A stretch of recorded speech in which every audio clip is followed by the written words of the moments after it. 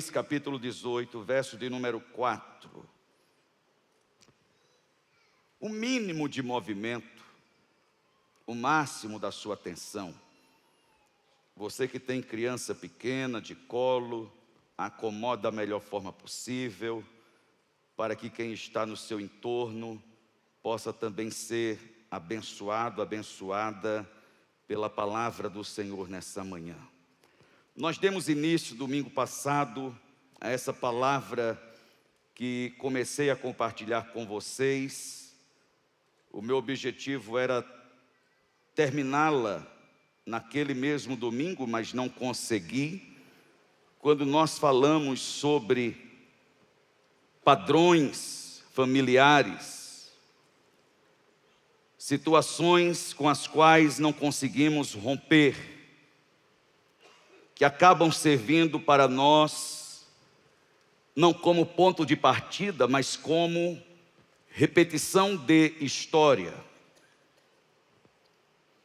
Aquilo que por muitas vezes aborrecíamos nos nossos genitores, no nosso pai, na nossa mãe, forma de agir, forma de falar, o que era falado, conteúdo do que era abordado, ou aquilo que deixou de ser abordado. Agora repetimos a mesma história no nosso contexto familiar, no nosso núcleo, no nosso casamento, com os nossos filhos. Estamos passando para os nossos filhos padrões, estamos estabelecendo nos nossos filhos, muitas vezes sem perceber, limitadores, fronteiras. Será deles a escolha de romper com esses padrões. Precisarão de muito esforço, precisarão de muita clareza de consciência. A psicologia chama isso de transmissão intergeracional. São coisas que repetimos sem percebermos, que quando a gente se pega, a gente já está fazendo, a gente já está gerando marcas. Às vezes fazemos isso não de forma consciente, de forma inconsciente. É coisa mais forte do que nós, mas não é porque é mais forte do que nós que está presente na nossa vida por tanto tempo, porque aprendemos dessa forma, que precisamos continuar dessa forma, precisamos fazer dessa forma. Não. Talvez naquele momento seu pai e sua mãe não conheciam o Senhor Jesus, ou estava conhecendo o Senhor Jesus, e tinha coisas muito mais profundas para serem tratadas, mas olha o tanto que você já caminhou com Jesus. Ou talvez você está conhecendo o Senhor Jesus e você está tendo o privilégio de poder ser confrontado pela palavra de Deus e de se posicionar: Senhor, eu não viverei a repetição de uma história, mas eu viverei algo novo começará a acontecer a partir de mim. Como foi com meu bisavô, com meu avô, com meu pai, não sei. Eu só sei da decisão que eu estou tomando. Faça algo novo, Senhor, a partir de mim. Amém ou não? Nós estamos olhando para a história de um rei de Israel chamado Ezequias. Nós também vimos um pouco da vida do seu pai Acás, de tão perverso, de tão idólatra, de tão longe de Deus, rebelde, desobediente à vontade do Senhor, à voz do Senhor, ao querer de Deus.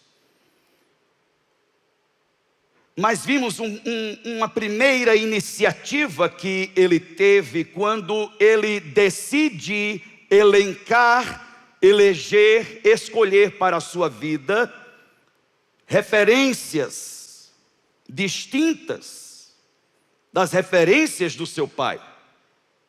Logicamente, o seu pai não se tornou uma das suas referências. Ele tinha sua mãe, Abia. Marquinhos, cadê? Você me falou que o nome dessa mulher significa o quê? Meu pai.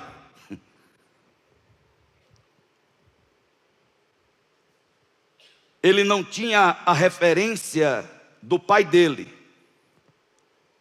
mas através do nome da mãe dele, era como Deus dissesse para ele: aquilo que você não tem no seu pai, você tem em mim.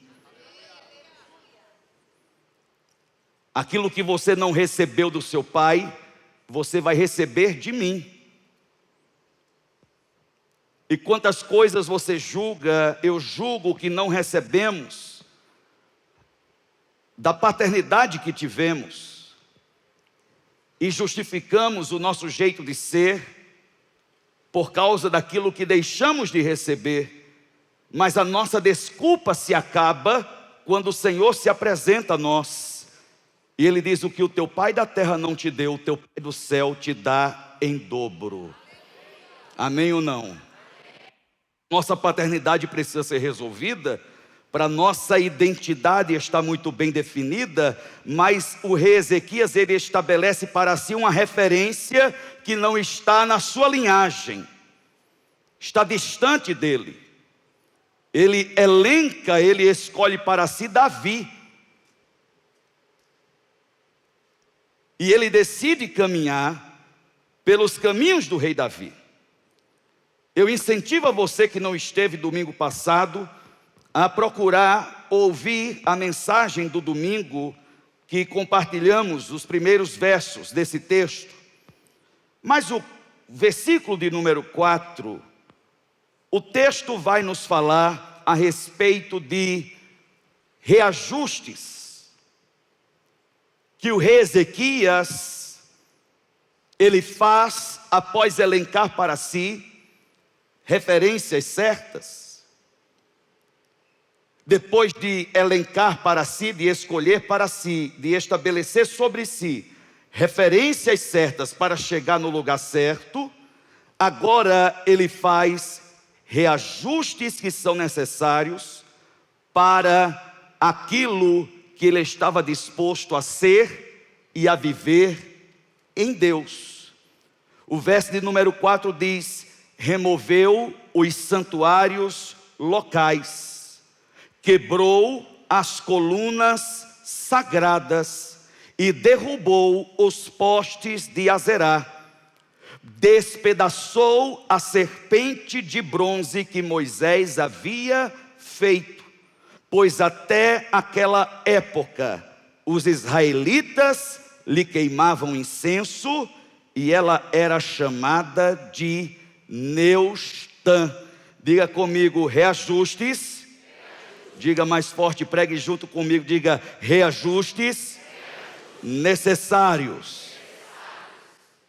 Aí aqui no texto existem alguns verbos, algumas atitudes que eu quero que você diga, repita comigo mais forte que você puder. Diga: removeu, quebrou, derrubou e despedaçou. São verbos fortes, não? São atitudes que parecem definitivas para alguém que está decidido a ser quem Deus quer que ele seja, a viver aquilo que Deus tem para a sua vida. Ele entendeu que ele precisava reconhecer uma referência saudável, e ele toma esse primeiro passo. Espero que essa semana tenha servido de tempo para você tomar referências corretas para a sua vida. Não é porque você teve um pai alcoólatra, uma mãe ausente, um parente abusador, pessoas que te rejeitaram, pessoas que te desprezaram, pessoas que te trataram como nada, como ninguém ou como uma coisa. Espero que essas pessoas não continuem sendo referências para você, mas que você as libere através do perdão, e que você estabeleça referências que vão te conduzir, te direcionar ao lugar certo. Mas isso não é o bastante. Ezequias sabia disso. Ele precisava completar o trabalho. Ele precisava agir de forma definitiva com aquilo que não poderia mais continuar do mesmo jeito. Ele precisava remover o que não deveria estar e continuar ali. Precisa ser tirado de dentro.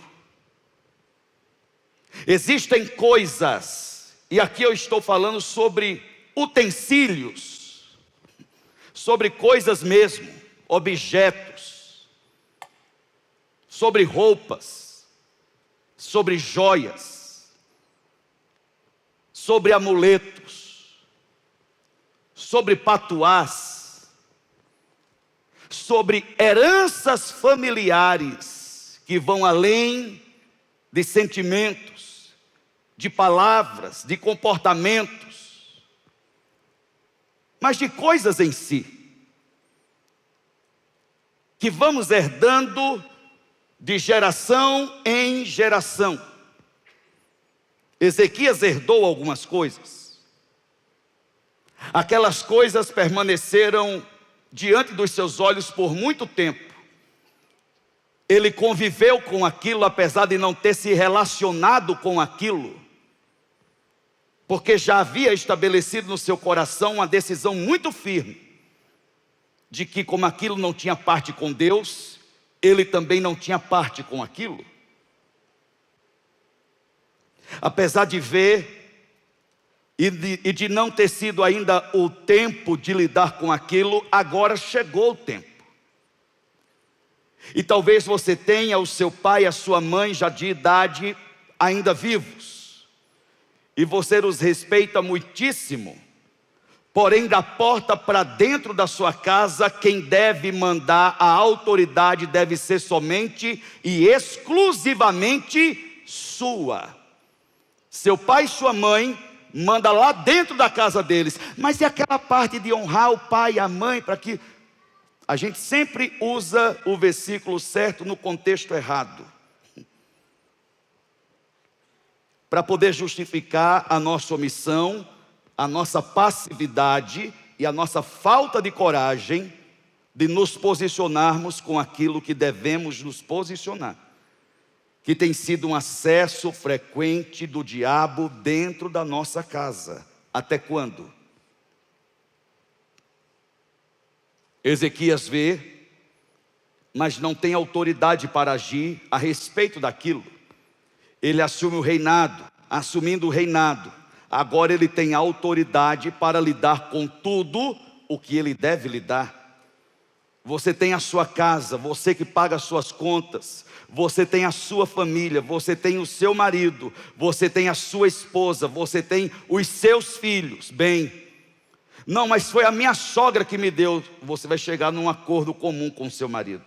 Não, mas vai chegar a um acordo comum com a sua esposa.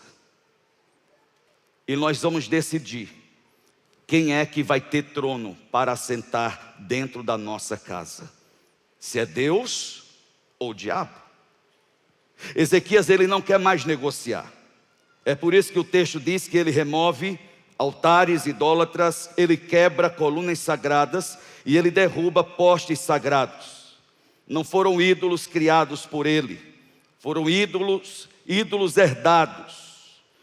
Não eram ídolos no sentido de que ele tinha comunhão, ele tinha devoção, eram heranças herdadas, eram heranças do reinado do seu pai.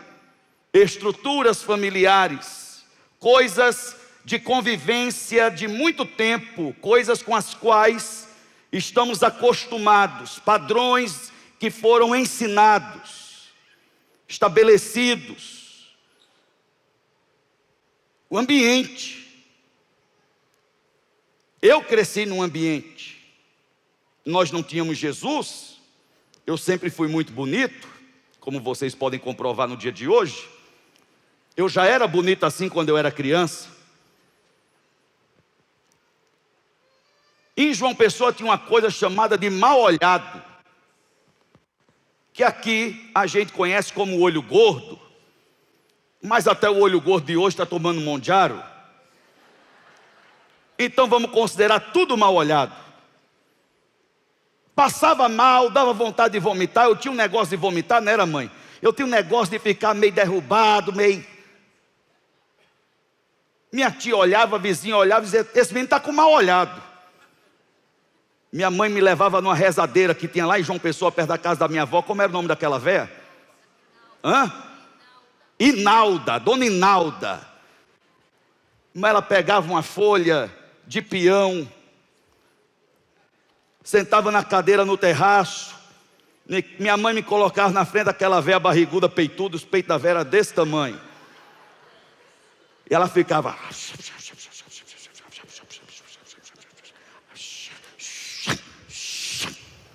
Olha o mal olhado desse menino. Pode ir, está embora, vai embora, tá bom. E eu não ficava bom? Ficava bom. Eu estou doido para plantar uma planta de peão aqui. Quando você vir se aconselhar comigo, eu vou pedir: pega lá, Lucas, uma folha de peão, que eu vou benzer aqui esse cabra.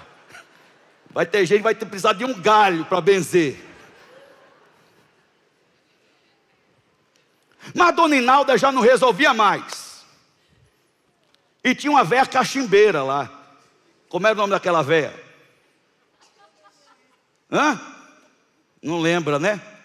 Foi a senhora mesmo que me levou. Uma véia cachimbeira, macumbeira mesmo. E eu lembro que a minha mãe me levou na casa dessa mulher. E essa mulher acendeu um cachimbo. Dona Áurea. Grava o nome, viu? Inalda, Áurea, Dona Aurinha. Dona Aurinha, gente boa, tá no inferno. A véia dava uma chupada no cachimbo e baforava na minha cara. Ela disse: fica aqui, meu filho, agora. E ela jogou álcool em torno de mim. Isso agora é o meu fim. Se ela jogar álcool em cima de mim, eu vou dar um chute nessa véia. Ela fez um círculo em minha volta e minha mãe assistindo. Não tinha Xuxa na época para me defender. Fez um círculo de álcool e tacou fogo. Foi ou não foi? Foi, eu lembro. Vou fazer isso com as crianças também. Vem cá, meu filho.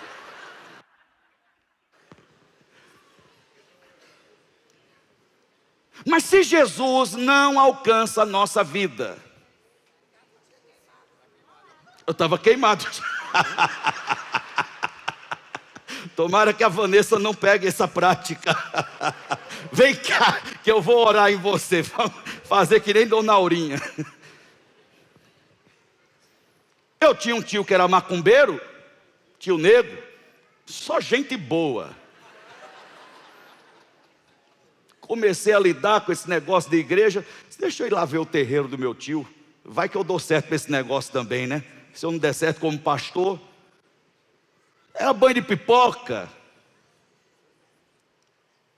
Era uma mistura de coisa.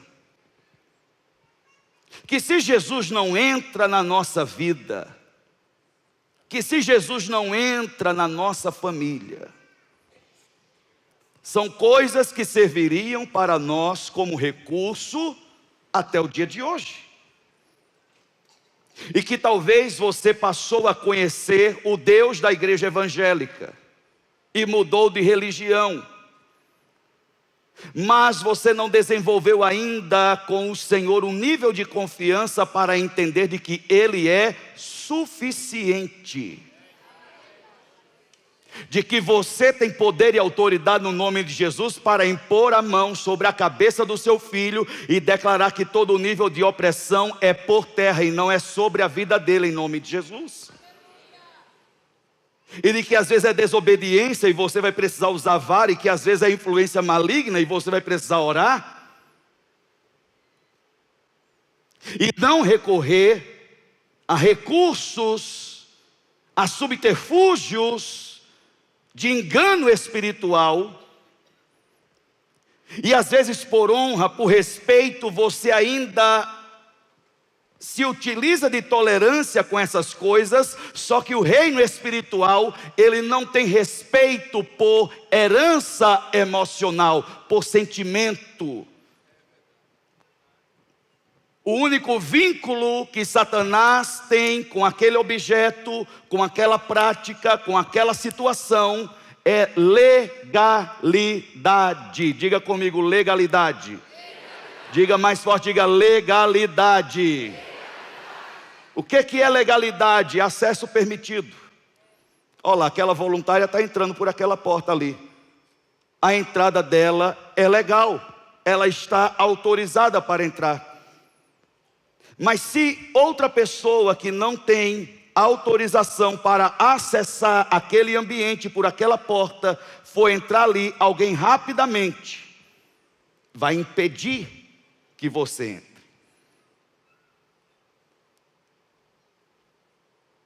Objetos, práticas, palavras, situações têm servido como essa autorização legal para Satanás acessar sua vida, seu casamento, seu lar e seus filhos.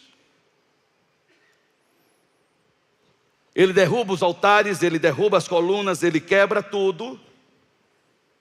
Ele toma uma decisão radical. Mas é interessante que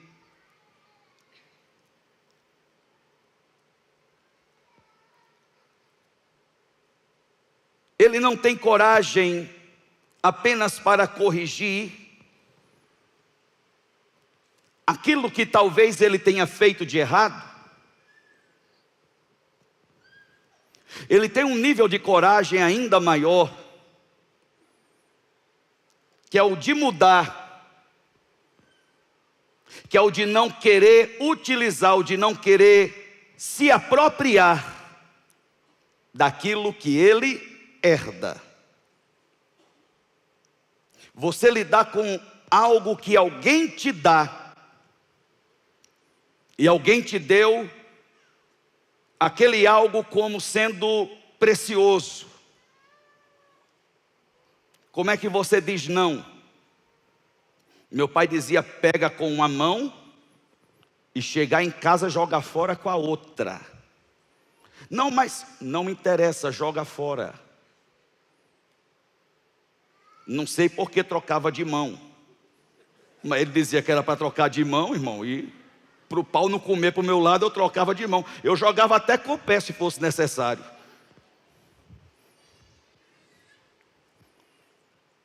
Diga comigo, reajuste.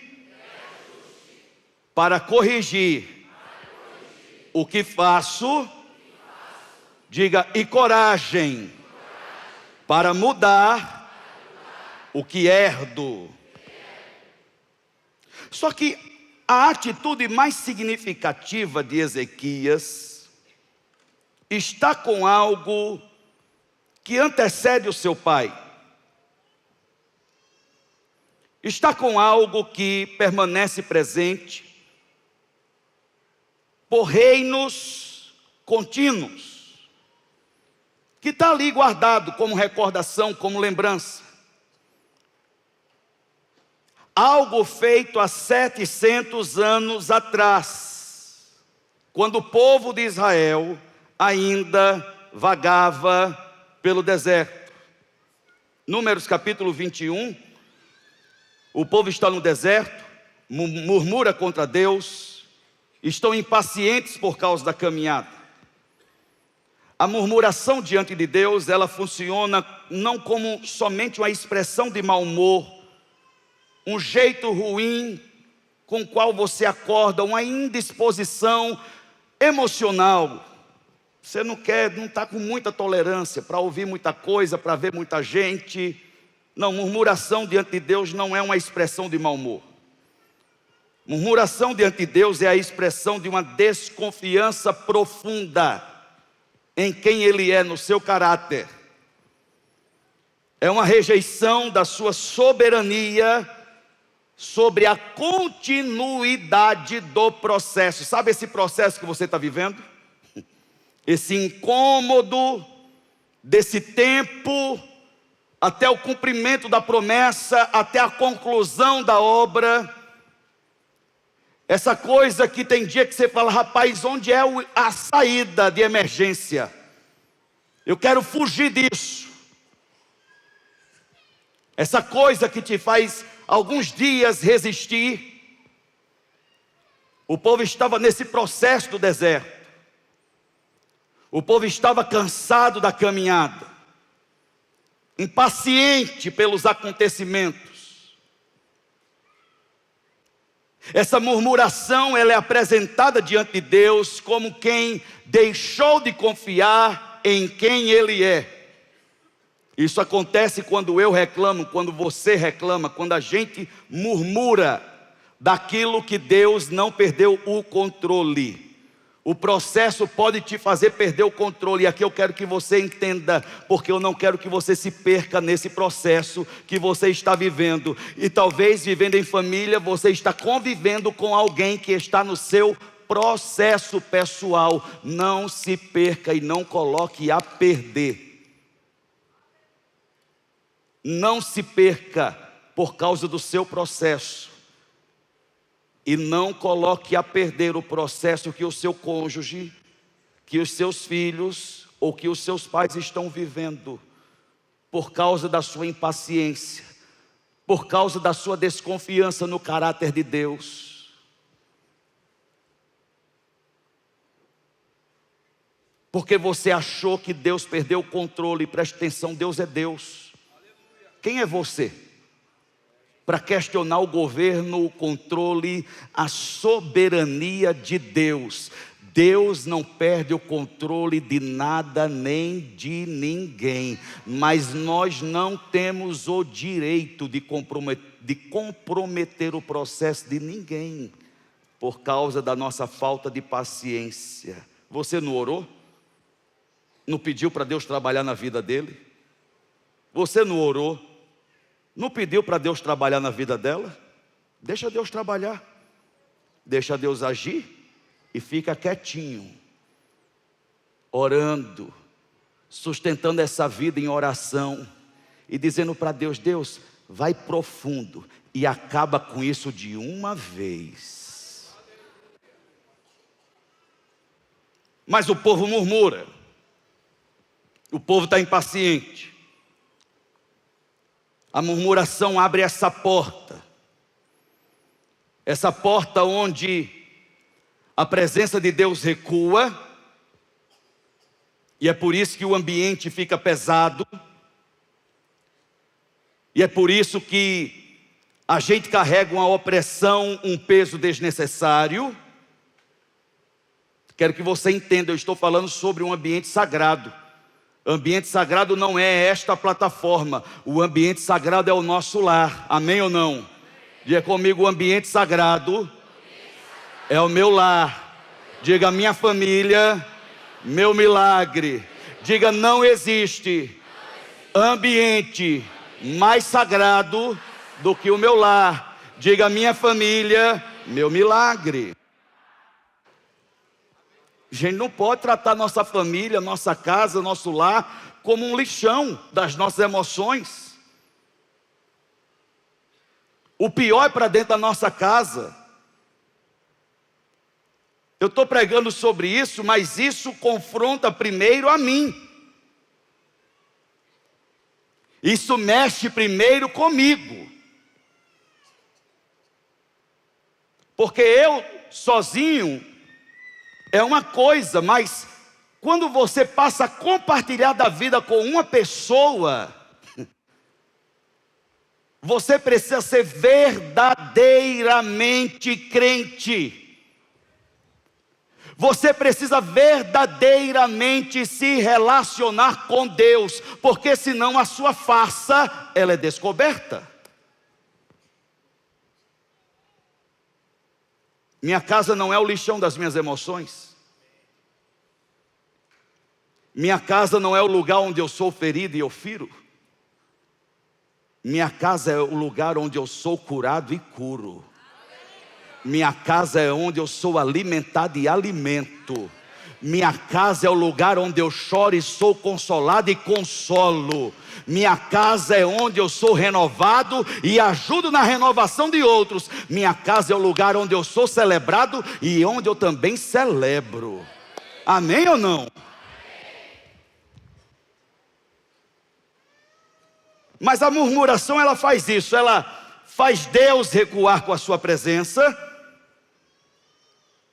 e ela permite que os inimigos avancem contra nós. E é exatamente isso que acontece. De repente, no deserto, serpentes abrasadoras, elas vêm sobre o acampamento do povo, e o povo começa a morrer, atacados por essas serpentes. Quando eles começam a perceber de que aquela não era apenas uma ação natural, uma manifestação da natureza por causa do ambiente, o povo se arrepende e começa a clamar, e Deus dá uma resposta inesperada através de Moisés. Pede para que Moisés faça uma serpente de bronze e a erga no mastro, e todo aquele que fosse picado por uma serpente olhasse para aquela serpente colocada e erguida no mastro, viveria, apesar de ter sido picado e de ter veneno no seu organismo. De repente, aquilo que deveria matar se torna um escape de vida, se torna um sinal, um recurso para dar vida. E a mesma capacidade que Cristo tem quando Ele é crucificado e erguido na cruz do Calvário, é quando João capítulo 3, verso 14 nos traz a memória, a lembrança de quando Moisés levanta a serpente no deserto, e ele diz: e assim o Filho do Homem precisava ser levantado. Para muitos era apenas símbolo de morte, mas para todo aquele que crê é vida, e vida em abundância. Se o povo tivesse entendimento, eles veriam um sinal de Cristo. Mas aquilo que era para ser uma resposta pontual de Deus para uma situação específica, se torna uma cadeia para o povo. 700 anos depois, aquela serpente de bronze, colocada no mastro, ainda estava lá.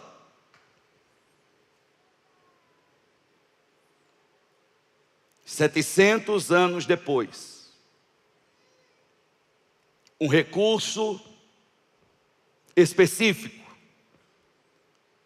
para uma situação específica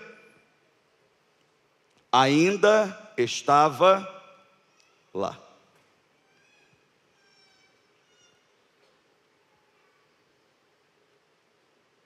Eu posso ver Deus trazendo a memória de algumas pessoas aqui nessa manhã coisas que estão dentro da sua casa, em gavetas, armários, em caixas, em envelopes. Eu posso ver Deus trazendo a imagem de coisas, de objetos, de roupas, de amuletos, de esculturas, de cartões, que estão há muito tempo no convívio da tua casa, da tua família, que um dia serviu de socorro, de escape, de milagre, de proteção, mas que virou um recurso permanente, mas que tem sido vazio e resultado em nada, mas que você se apegou, vinculou fé, vinculou emoção, mas isso só está resultando em permissão legal para o diabo acessar o ambiente do teu lar e o seio da tua família. Nessa manhã, essa obra é denunciada pela luz da presença de Deus e chega ao fim essa autorização legal no nome de Jesus. Dentro da nossa casa, Satanás não terá autorização de acesso nenhum. Nenhum. Levante a sua mão direita para o alto comigo e diga: na minha casa, eu revogo, no nome de Jesus, todo acesso legal que Satanás e demônios têm encontrado para tocar na nossa vida e na nossa família. Em nome de Jesus, diga amém. O que era sombra se torna substituto, o que era símbolo se torna ídolo, o que era ferramenta de encontro com Deus, o que era ferramenta de conversão para o povo se voltar ao Senhor, acaba se tornando obstáculo. Acaba se tornando desvio. O que um dia serviu para fazer o povo se voltar ao Senhor, acaba se tornando atalho de desvio, de distanciamento.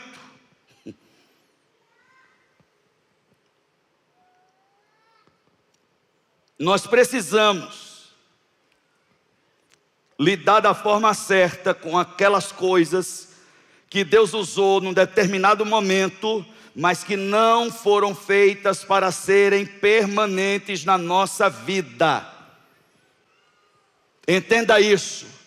Serviu para um tempo específico, mas não serve para permanecer. Não é recurso permanente que Deus deseja usar. O recurso permanente que Deus estabelece para a sua vida, para a nossa família, é o sangue de Jesus, é a palavra de Deus, é a oração, é o jejum, e não um símbolo, uma semente, a nota de um dinheiro, um patuá, o pé de um coelho, de uma figa, um crucifixo, um potinho de óleo de unção, de água benta, de coisa que você trouxe de Israel. Não interessa. Até a gente evangélico acaba tendo patuazinho também. A gente foi em Israel, minha primeira caravana para Israel, uma senhora saiu catando galho, rama, de tudo que é planta. As pedras que ela ia encontrando no caminho, ela sai colocando na mala. Lá no Egito primeiro, viu? Eu fiz Egito, depois Israel. Quando chega no controle para passar do Egito para Israel terrestre, a mala da mulher abre e começa a cair pedra para todo lado, galho de árvore para todo lado. Eu disse: que essa criatura está pensando em fazer com tudo isso? Minha senhora, pelo amor de Deus, traz o lixo, pega o lixo, coloca tudo no lixo. Mas, irmã, isso aqui é o Egito. Deixa eu compartilhar a localização com a irmã. A irmã está no Egito, a irmã está levando coisa do Egito. É sério isso?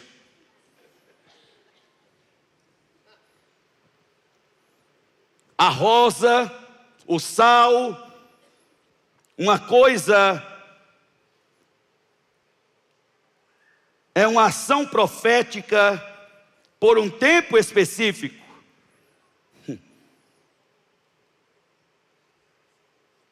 Outra coisa é quando tornamos aquilo objeto de devoção, para quem ou para onde eu recorro sempre. Não, mas é que foi o pastor que curou, que fez. Não interessa.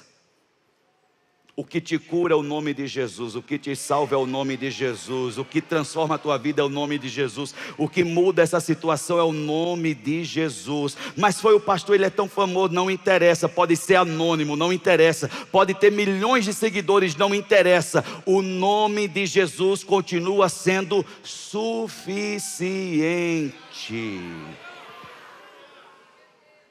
É interessante que Acas, o pai de Ezequias, ele despedaça os utensílios do templo de Deus. Ele destrói de forma genuína aquilo que era sagrado. Ele corrompe aquilo que é sagrado, mas ele não toca na serpente. Ele estabelece a serpente como divindade.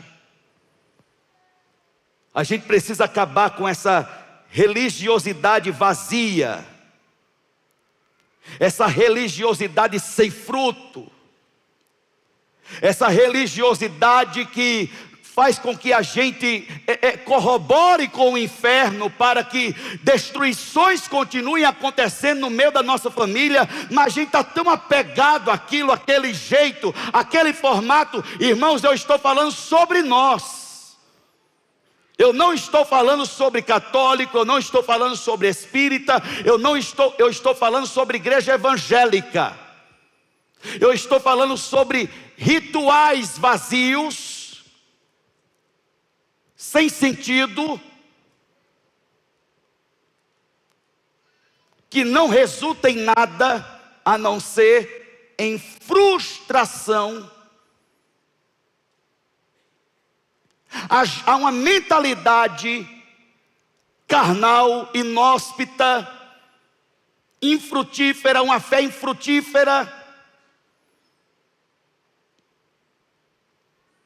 E talvez você possa se utilizar também do termo religiosidade para justificar a sua passividade espiritual. Eu não sou religioso, eu não sou dado à religião. Não é dado nem a uma coisa, nem a religião e nem a Deus, porque não tem relacionamento nenhum com Deus. Tem aparência que tem, mas não tem nenhuma coisa e nem outra. Eu quero ser saudável, eu quero ter vida com Deus, para chegar no ambiente da casa de Deus e celebrar com meus irmãos tudo aquilo que eu tenho vivido com o Senhor, e não fazer disso aqui o meu tudo, e não fazer da minha vivência no ambiente do templo o meu tudo. Ezequias olha para aquela serpente e diz para aquela serpente: o teu reinado acaba hoje. O teu reinado acaba hoje na vida desse povo. Ezequias, ele pega a serpente, ele destrói a serpente. E preste atenção no texto, quando ele continua dizendo o seguinte: ele despedaçou a serpente de bronze que Moisés havia feito, pois até aquela época os israelitas lhe queimavam incenso, era chamada Neustã. Ezequias confiava no Senhor, o Deus de Israel. Nunca houve ninguém como ele entre todos os reis de Judá, nem antes nem depois. Ele se apegou ao Senhor e não deixou de segui-lo. Obedeceu aos mandamentos que o Senhor tinha ordenado. E o Senhor estava com ele, por isso tinha êxito em tudo o que fazia. Ele diz: é de uma vez por todas, entre eu e o Senhor não haverá nenhum recurso que impeça a minha confiança completa, a minha confiança total nele. Hoje acaba tudo aquilo que divide a nossa fé, a nossa confiança, a nossa adoração, a nossa dependência em quem Deus é na nossa vida e no meio da nossa família. Quantos creem nisso, digam amém. Ele despedaça para que não reste nem fragmento, para que não reste nenhum meio de restauração, de conserto daquilo que estava destruindo o relacionamento entre o povo e o Senhor. Agora, está na continuidade do texto que eu acabei de ler a resposta. Diga comigo, diga referência. Diga mais forte, diga referência. Diga reajuste. E diga resposta. Quando Ezequias ele faz o reajuste necessário, ele recebe uma resposta da parte do Senhor. Entenda nessa manhã: reajustes que você fizer na sua vida e dentro da sua casa, Deus trará a resposta dos céus para a sua vida e para a sua família, no nome de Jesus. Essa não é uma promessa vazia e nem genérica. Eu estou falando a respeito do que o Senhor faz quando decidimos confiar somente nele. Ezequias confiava no Senhor, nunca houve ninguém como ele. Ezequias se apega ao Senhor, não deixa de segui-lo, obedece os seus mandamentos, e o texto diz: o Senhor estava com ele. Diga comigo: o Senhor está comigo. Diga mais forte, diga: o Senhor está comigo. Diga: o Senhor está com a minha família. O Senhor estava com ele, por isso tinha êxito em tudo o que fazia. Sabe qual é a resposta de Deus para Ezequias? Não é aprovação popular, não é estabilidade política, não é prosperidade financeira. A resposta do Senhor para Ezequias, diante de estabelecer a referência certa, diante de todo o reajuste que ele faz, é a sua própria presença. É Deus dizer para Ezequias: eu estou contigo, porque você decidiu estar comigo. Eu estou na tua casa, porque você abriu a porta da sua casa para que eu entrasse. Eu governo a tua casa, porque você deixou o trono de governo da sua casa, do seu lar, da sua família, com exclusividade para mim.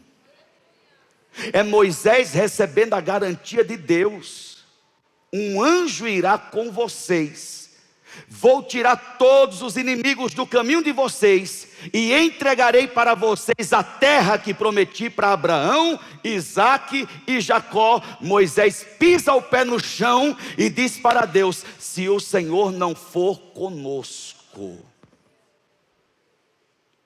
não adianta anjo, não adianta nenhuma outra presença espiritual.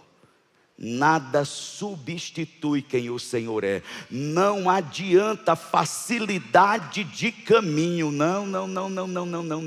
Eu prefiro enfrentar lutas pelo caminho, mas ter a certeza de que eu estou caminhando com aquele que vence todos os meus inimigos. Eu não quero caminhar com anjo.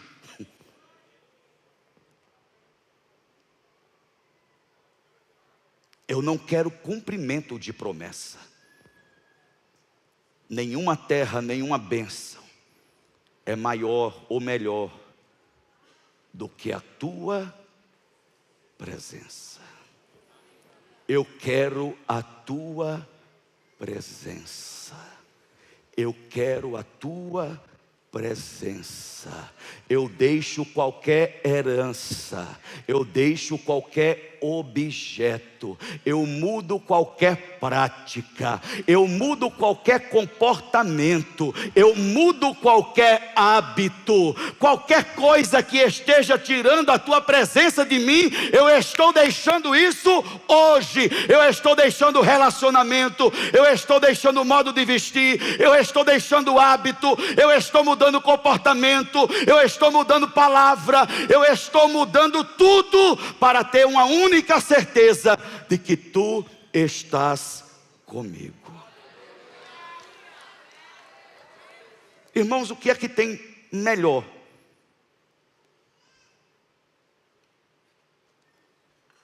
do que a certeza de que Deus está comigo? Quando nós viemos orar aqui nesse prédio, que recebemos a chave, chamei os pastores na época, chamei a equipe na época, e ali no meio, mais ou menos onde está ali a câmera central, eu me ajoelhei e eu disse: Senhor, não importa o tamanho do lugar, só uma coisa eu te peço: para onde formos, eu quero a tua presença. Eu já morei com a minha família numa casa onde presença de espíritos era sentida e percebida, onde a minha irmã e eu víamos vultos, onde um dia eu olho para debaixo da minha cama e tinha uma bruxa debaixo da minha cama. Eu já morei num lugar assim. Eu sei o que é viver numa família onde Deus não estava, e a diferença dessa família quando Deus passa a estar. Tem luta? Tem adversidade? Tem falta de recurso? Tem porta fechada?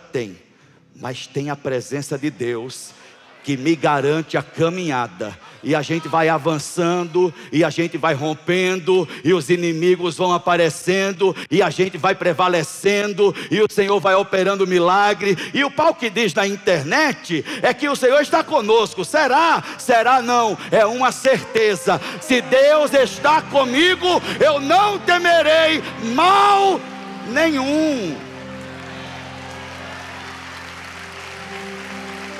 Vamos, louve ao Senhor.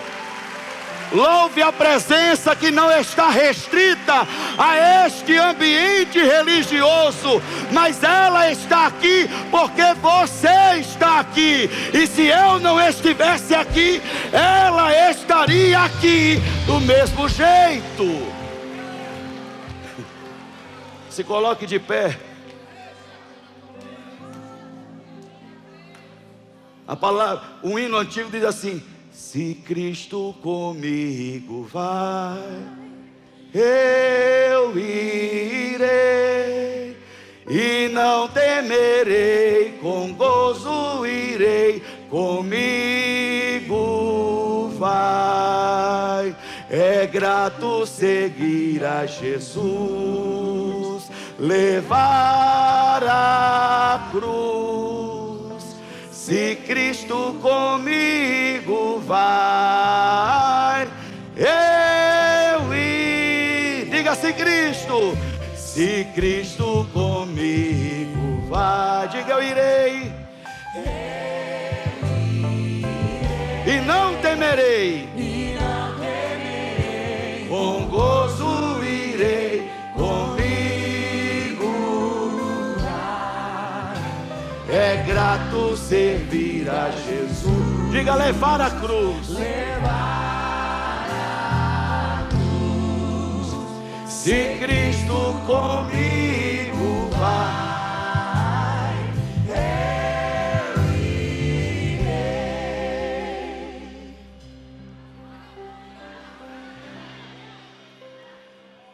Muitas coisas podem se apresentar a você ao longo da caminhada. Muitas pessoas, muitas oportunidades, muitos meios. Mas eu só quero falar mais isso para encerrar essa mensagem de forma completa. E deixar claro no seu entendimento uma coisa só. Se o momento ruim chega, Janine, isso não quer dizer, Márcio, que Deus não está com você. Se o momento bom chega, isso também não é prova de que Deus está com você. A gente sabe quando Ele está e quando Ele não está. A gente sabe quando nós estamos e quando nós não estamos. Qual é o sinal claro disso? Ezequias fica doente, e parece que aquela doença vai fazendo com que ele se entregue. Ele está de cama, e o profeta Isaías, negão, vai até o rei Ezequias com uma palavra. E a palavra é esta: põe em ordem a tua casa, porque certamente você morrerá. Que palavra dura. Apesar de eu estar entregue por estar doente, não quer dizer que eu quero reconhecer de que sei que vou morrer, e principalmente de que tenho algo tão difícil para fazer, que é colocar em ordem a minha casa antes de morrer. Vivi o tempo todo, coloquei um reino em ordem, trouxe todo mundo de volta para Deus. Agora, doente, ao invés de receber uma palavra de cura, receba a confirmação da morte. O profeta entrega a palavra e vai embora. O texto diz que Ezequias, ele se volta para a parede e parece menino emburrado. Ezequias se volta para a parede e ora ao Senhor, Isaías capítulo 38, e ele diz para o Senhor, ele faz ao Senhor uma oração que eu não sei se eu tenho condições de fazer. Lembra-te, Senhor, de como andei diante de ti com fidelidade e com o coração íntegro, e fiz o que é bom aos teus olhos. E Ezequias chora amargamente. Referência, reajuste, resposta. Aí chega o momento de você apresentar recibos. Sabe recibo de conta que você paga? De preço que você paga? De compromisso que você assume? De sacrifício que você faz? De decisões impopulares que você toma? De correr o risco de reprovação popular, mas que você tem que fazer? De abrir mão de garantias que não podem mais ser garantias para você? Como assim? Não é que eu estou querendo passar na tua cara, Deus. É que eu só quero te pedir uma coisa. Esse aqui fui eu na tua presença. E se o Senhor quer que eu termine alguma coisa, não deixa isso acabar aqui e agora. Ele não vai para o terraço do palácio para fazer exposição pública, é no anonimato do quarto e com a cara para a parede.